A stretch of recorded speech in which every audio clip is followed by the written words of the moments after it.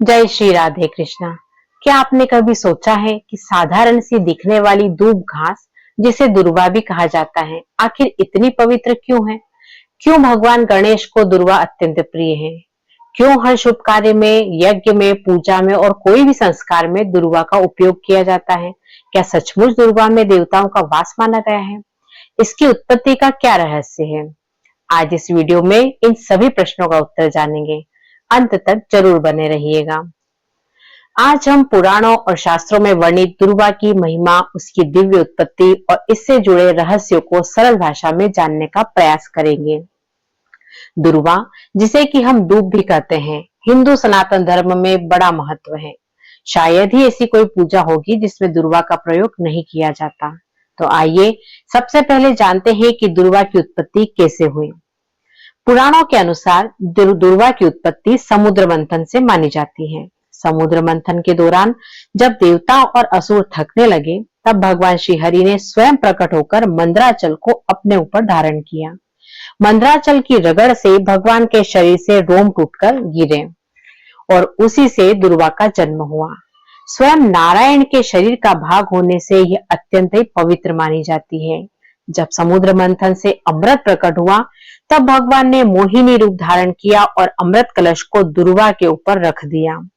अमृत का स्पर्श होने की वजह से यह और भी पवित्र हो गई।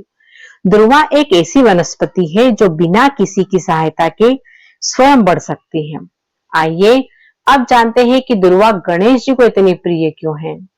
वैसे तो दुर्वा शिव, विष्णु आदि सभी देवताओं को समर्पित की जाती है, परंतु गणेश जी को दुर्वा चढ़ाने के संदर्भ में एक पौराणोक्त कथा है। जब भगवान श्री गणेश जी ने अनलासुर से युद्ध किया और उसे जीवित ही निगल लिया, तो उसके ताप से उनके उदर में अत्यंत पीड़ा होने लगी।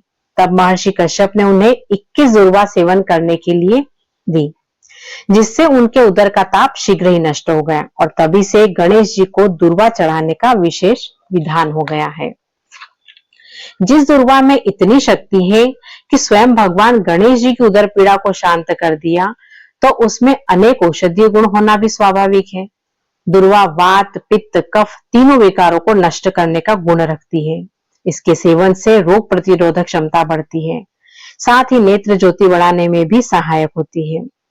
शास्त्रों के अनुसार दुर्वा में 3 विशेष गुण होते हैं: शीतलता, पवित्रता और जीवन शक्ति।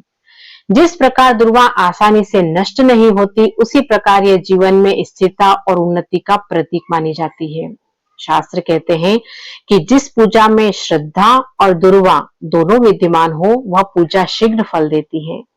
दुर्वा मंगल, आयु, धन, संतान और सुख का प्रतीक मानी जाती है। इसलिए कलश पूजन, गणेश पूजन और वैदिक कर्म कांडों में इसका विशेष स्थान होता है। ऐसी मान्यता है कि अगर 21 दुर्वा नित्य गणेश जी को अर्पित की जाए, तो इससे सभी मनोकामनाएं पूर्ण होती है। तो अब आप समझ गए होंगे कि साधारण सी दिखाई देने वाली दुर्वा वास्तव में कितनी दिव्य और पवित्र है।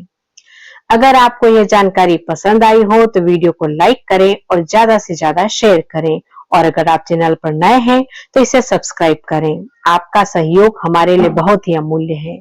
जय श्री राधे कृष्णा।